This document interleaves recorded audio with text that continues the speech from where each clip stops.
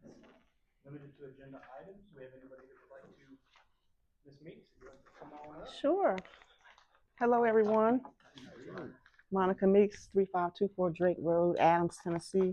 I want to play something real quick for you guys.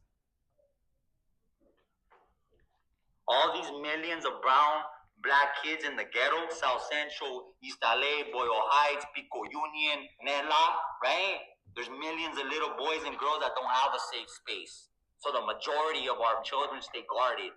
So when a safe space comes to them, they don't even know how to react to it because they've never had it.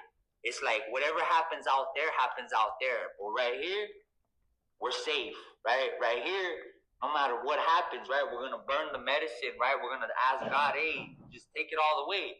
And that's the magic, right? When you could feel 110% comfortable, and you could, right here, you let down the shields, take off the armor. Our armor is back there. Right here is just pure corazon. It's pure energía, right? You can't fake it. I have to be secure within myself in order to provide that space for somebody else. And if you're not secure in yourself, you will never provide that space. Okay, so first of all, thank you so much for whoever advocated for my son to be in the 2010 program. He's extremely shy, introvert, and he had the best time. He learned a lot. But one thing that was concerning to me is that when I go and do court watch, there is an overrepresentation of young black and brown boys. My son was the only black child, boy, male, in the program. So if you're doing a mentorship program, there should be more intentionality behind making sure that there's representation. Jared was even able to speak to Judge Goldman. I said, how was that? He hasn't been on the receiving end where he's doing something bad and has to go to a judge. So for him to be able to go there and advocate for somebody else was phenomenal. So the program does what it needs to do. It just needs to be better represented. And I will say that I've heard rumbling, street committee, whatever we want to call it, conversations about you guys trying to not let us know where you want to build this jail. And if it's Dotsonville, where there is no bus line, then that's problematic. It was mentioned in the forum that we had the other day. Full transparency on the cost of it, who's going to benefit financially from it, because it's like you guys are digging 10 toes down that we need a baby jail here. Like there are no other ways. And I try to be the adult that I needed as a child. And I don't know how many of you mentor, but if you just go have a conversation with one child is all it takes to turn things around. So it doesn't have to be a baby jail or nothing else. And it shouldn't be in Dotsonville if that is the plan, to put it in Dotsonville. That's not okay. Thank you. Anyone else from the public like to make a public comment? Seeing none, thank you. On to approval of our March 12th, 2026 meeting minutes. Motion that we approve the minutes as well. I got a motion for approval and a second. Thank you. Any final discussion on the minutes? Seeing none, all those in favor, please say aye. Aye. Those opposed? Those are approved. Thank you. Let's move on to our jail stats. Good afternoon, everyone. Other than the jail stats that were provided this morning, I don't have anything additional to add. These are up to date as of today. We are below 400 for the first time in a long time, and our TOC numbers are dropping as we're getting transports, and we have a lot of short time people now for TOC. Good question. And you're right, Cat Folks. This is the first time I've seen these numbers below 400 in the 4 years that I've been here. What are y'all contributing that to? Well, if you look up at the top, we had 30 that went to TOC in April. So that's drastically different than the past. When everything was going on in Memphis, we kind of had a halt with transporting to TOC. We no longer have that halt, and they're taking people more frequently, and then their sentences are also, they're sitting a lot of expirations, which allows their inmates to be released.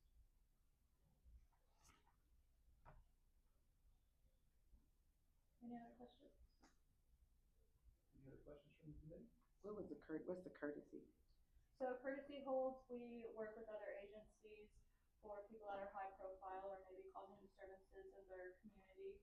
So we have 2 for Dixon right now, 1 for Robertson and 1 for Houston, but we also send our inmates to their facilities. It's kind of a trade if they're unable to, whether it's someone that works for us that has a family member that maybe we can't properly like hold them or take care of them, or if it's someone that's high profile in the community that causes problems inside the jail.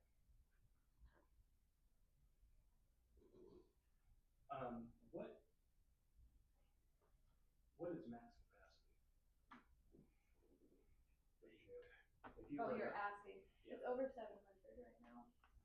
I'll have to look at the exact number, but it's over 700. I believe 720. Are you saying that's That's what the it was built to hold. Yeah. 720 is what it's built to hold, or it's already over that? No, Which one are you No, saying? no, we're under 400. We're at 392. Any other questions from the group? Yeah, I've got one. And it stems back from our last quarter's meeting. I noticed the ICE hold numbers are going down. Is that because we are letting them go? They're being picked up by other agencies. I don't understand. We hold them On local charges. on local charges. So all these here are all local charges. Yes. So we're not holding any detainees for ICE. No, the max we'll hold is 48 hours, and that's only if they're already in our custody on local charges. So is there a difference between the undocumented ones? I think that's what you were asking. No, not necessarily. Like, no, I'm saying as far as holding them from ICE. Is that what, that's what I'm meaning? Like, do you have a distinction how this is set up? Well, with the DA conference that we have to send all the undocumented new, I think we had discussed it last time, the undocumented ones that come into the agency and we do the form that has to go to the DA conference, that's how we get our stats. ICE ends up putting a hold on every single one that goes on there almost. I haven't seen recently. When I've been checking the numbers since we talked, I haven't seen any that they've let go without placing a hold. If they're Since our undocumented. last time we talked, okay. Since I become captain in December. Okay, so ICE picks up those that they put a hold on After they're done with local court. after local adjudication. Okay.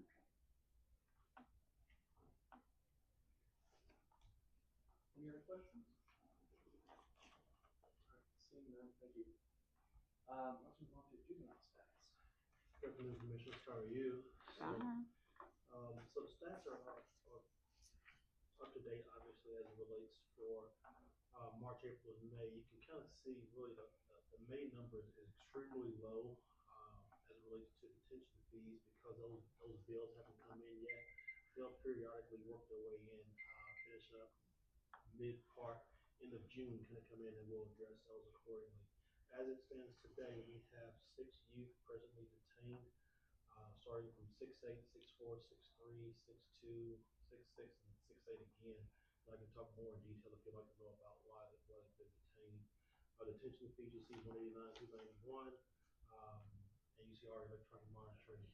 We have 7 on electronic monitoring as well. So, pending any questions that you may have, especially about the 6 being detained, those if you like, kind of go from there. I've got 2. Yes, sir. And one is about the 6 that's currently detained, but I'm gonna revert back to that one. Sure. On the bottom, you said electronic monitoring. Presently, we have 7 juveniles on electronic monitoring. Yes, sir. All right, but then right next to it, you're saying 8 males and 2 Got it. females. That's 10. I know I ain't the smartest person around. I'm with you. We took them off today. So Okay. Which ones got taken off? uh, All 10 all these 10? one male, 2 female. 1 male and 2, okay, all right. Okay. Tell me a little bit about the 6 that are presently detained. We have one detained male handgun possession, another male aggravated robbery, another male first-degree murder, another male domestic assault, another male criminal impersonation, evading arrest, trespassing, handgun possession, assault on a law enforcement officer, another male evading arrest by using a vehicle, evading arrest, and reckless driving.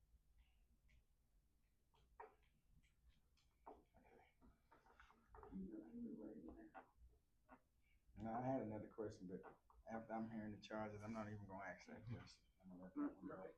Because they, Yeah, I'm gonna let that one go. when they detain them, they detain only those that have committed serious felonies. In my eyes, those are serious felonies. But if we had custody of them, we could at least examine what the circumstances are behind why those children are committing those serious felonies. maybe not. Well, you know, no child is a throwaway. Sure. There's, you can save almost everyone, you just have to figure out how. But you can't do it if you don't have custody of it. Well, the challenge is for us, and I'm sure it's going to be the same for the adults, well, maybe not, but summer. There's a lot of free time. It's kind of not making excuses, but that is the reality. Our numbers change over the summer period, Yeah. and unfortunately, the charges change over the summer periods as it relates to when youth are in school and things of that nature. So, again, not making any light of any of these things, whether good, better, and different, but that is accurate information as it relates to how summer operates for our youth in Montgomery County. Yes, because during the summer, a lot of them are latchkey kids. The parents are at work and they're home alone, or, well, wherever, and some of them that are being raised by grandparents. Grandparents have no control over them when they're home all day like that.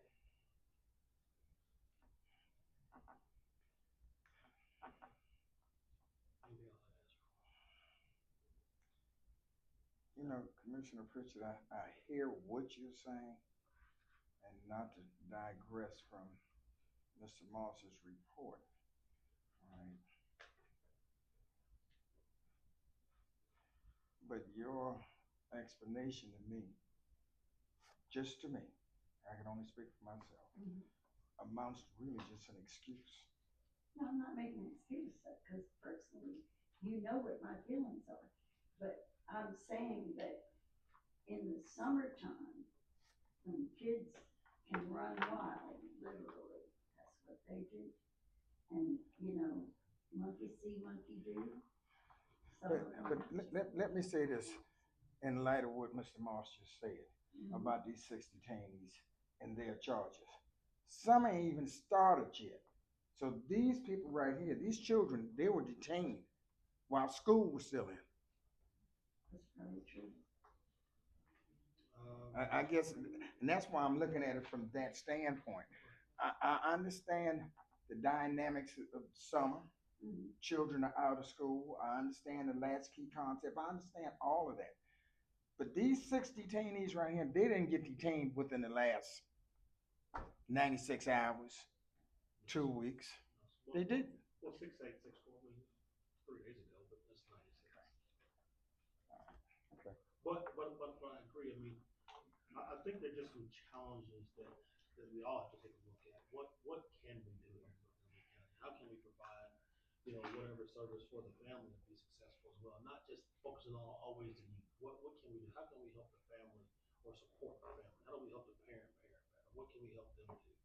I wouldn't necessarily say it had anything to do with latchkey or summer or any of those things either. Just how do we help individuals not have handgun possessions? We've talked about this a lot. And this is an adult issue when adults leave handguns in their vehicles unlocked, right? So again, not trying to cast aspersions, but us as adults have to do better as well. So True. How do we help the situation? True. And that even holds true as it relates to court. Yes, sir. I come to juvenile court, right? And when I see the child is going before the judge dressed better than the parents, it makes me wonder what's being taught, what's being learned in that home, right? So yeah, it is an adult problem, and it starts with the adults, right? The adults, we collectively have to do better. I feel that if a child gets a gun out of the car and commits a crime, the adult who owns that car, that gun, should be held liable as well. That'll never happen. They'll go plead to the judge to get their gun back. I know this, yeah. But still, that's really what should happen. If Judge Catalano was on the bench now, she would hold the parents accountable for the child committing that felony with a gun that they got out of somebody's car. Well, unfortunately, it's not yet illegal to be stupid.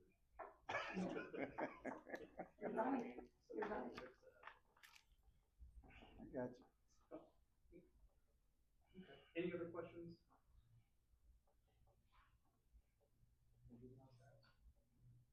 Okay. Thank you, sir. Let's move on to open discussion. Anybody have anything for the good of the committee? I would like to just take a quick minute and address the concerns that were brought up. I too have heard some rumblings about the idea of having it on Dotsonville. I have not been able to confirm that that was actually in discussion, but I can tell you that in my discussions, I don't think anybody's in favor. Even the mayor. It doesn't make sense to be out there. We do agree that if we are going to do something like that, it needs to be centrally located. And that's why once upon a time, you may not remember, but there was a parcel of land over on Madison Street that we were possibly looking at. That was as close as we could find at that point in time, and that did not happen. So there are no funds allocated to move the project forward. Not a dime. That's not happening this budget cycle. I don't foresee it happening in the next 5 to 10 budget cycles, just being 100% honest with you. So I think, at least at this point, the idea of a juvenile resource center, I think, is a non-issue. I don't see it coming up anytime soon. So I don't know if anybody could add to that or. And let me say this to echo Commissioner Beal, because I've heard that Dotsonville. I've heard it. I've heard $32 million. Mr. Morris, you and I sat in your office and had an in-depth conversation. Yes. You know, ain't nowhere in the world I'm gonna sign off on $32 million to build a juvenile resource center. That's crazy. That number is crazy. That kind of money, right? So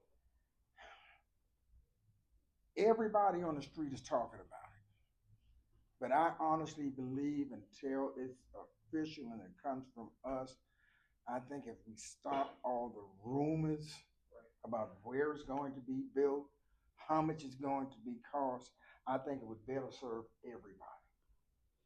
And that's just my take on that, right? You and I, we had the opportunity to tour, and I'm planning another one. Right, I want to go down. I've reached out to Judge Calloway down in Nashville again to go down and talk to her because I want to see their facility. I want to see the one that they're building in Franklin also. I've seen renditions of it. I want to go to Jackson, Tennessee and look at theirs, right? I'm going to revert back to something you said, Commissioner Pritchett, right? If we could house them here, it would be better. I agree with that. I agree with that. Okay. How do we go about doing it? That's still on the drawing board. No money, not one dime has been allocated toward this project, right?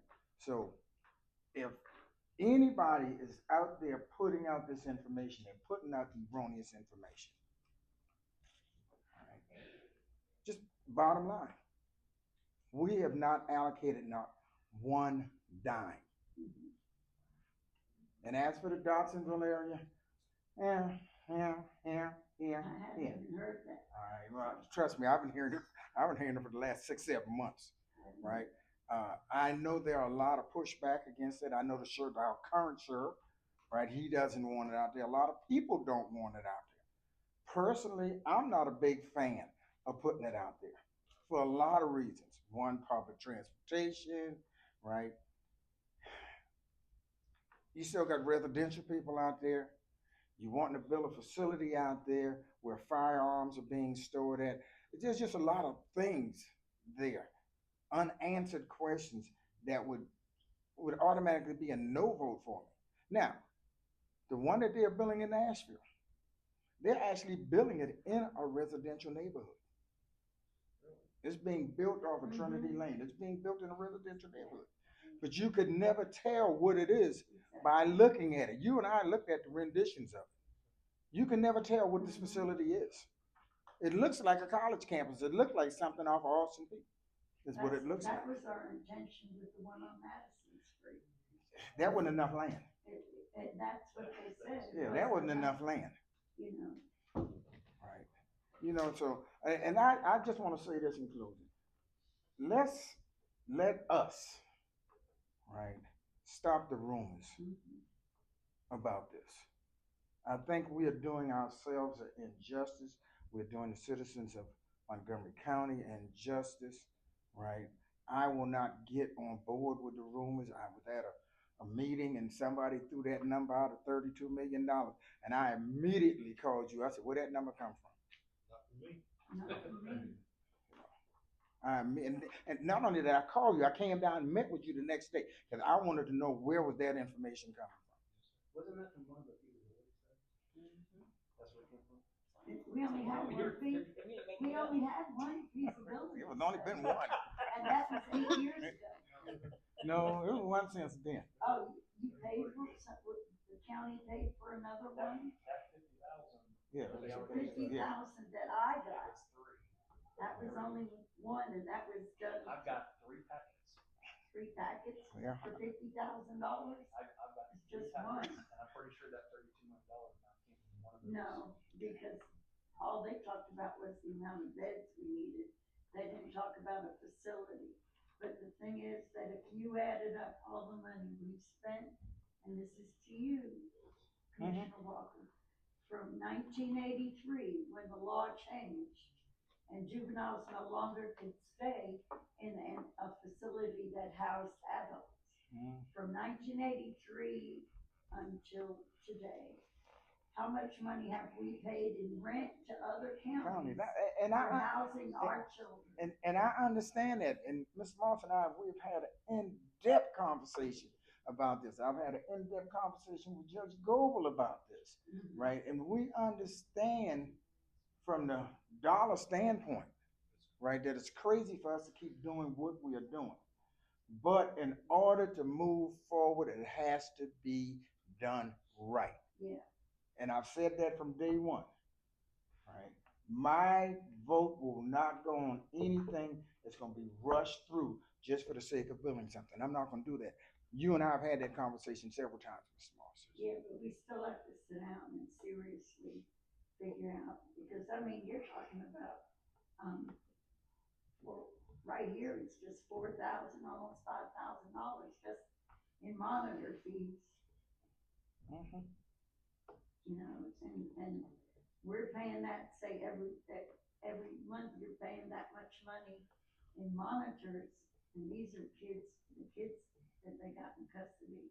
Those are the kids that you cannot put monitors on and let them loose. So we could help those 6 kids, but we can't help them wherever they're at. Them 6? Sure, they can be helped. No child can be left behind. I got you. I got you. You know, I mean. Well, I agree with Commissioner Walker. I mean, the rumors are the rumors. I mean, I've said this to you probably 10 or 15 times.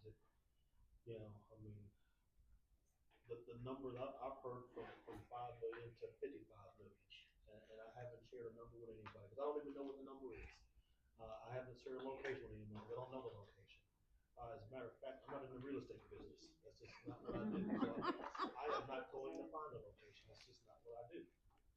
So I agree. I think that it does all of us a disservice, our community as well a disservice to kind of just spew rumors and nothing has really been even addressed or even brought to the committee to even talk about renditions and what it looks like. We just haven't gotten to that point. We haven't gotten to that point. Now, we have seen some that's in this state, right, that I wouldn't put my cat in, and I don't even own a cat. There's some horrible, there's some jails. Yeah, I don't even own a cat. Yeah, there are some jails. And having spent almost 20 years in the state prison system, I understand a juvenile detention or holding resource center versus a prison. Some of those places you and I went and visited, they were straight prisons. Yeah. Straight prisons. One down Bedford County, bless them, they got a new one, right? You know, I wouldn't holler at anybody that got chicken wire up in the roof. Mm-hmm. You know, you don't do animals like that, so we shouldn't be doing our children like that. So when it comes to doing this, if it's something that has to be done, we've got to do it right. Just plain and simple. Just plain and simple. And I personally will sit here and tell each and every one of you in here, to include the mayor, that I will not sign off on one dime for it unless I know without a doubt that it's being done right and it's going to be built for the purpose, Mm-hmm. to serve the purpose it is being built for. And I think that, you know, I think most of us agree. Yeah. A good design, good, Yeah. you know, Yeah. the right amount of money's involved and everything from psychiatric to educational to sociological assistance ready and have facilities there that they can come in and do what they have to do, because the only way to help a child is to be face to face. The thing that bothered me the most was when I saw a picture of a child at another county on Zoom getting ready to be adjudicated by a judge here, and that child was in a ball curled up in the corner, and there was nobody there for that child. Like we had thrown that child away. So whatever we do, we have to do it right. Believe it or not, I didn't mean to open up a can of worms. No, yeah, you I just did. wanted to, That's this is good. the appropriate spot to talk about You it, did. so I figured Yeah. let's talk about it. You know? Does anybody have anything else for the committee? If not, our next meeting is tentatively scheduled for September 10th. With that being said, I'll take a motion to adjourn. Make a motion that we move to adjourn. Second. Second.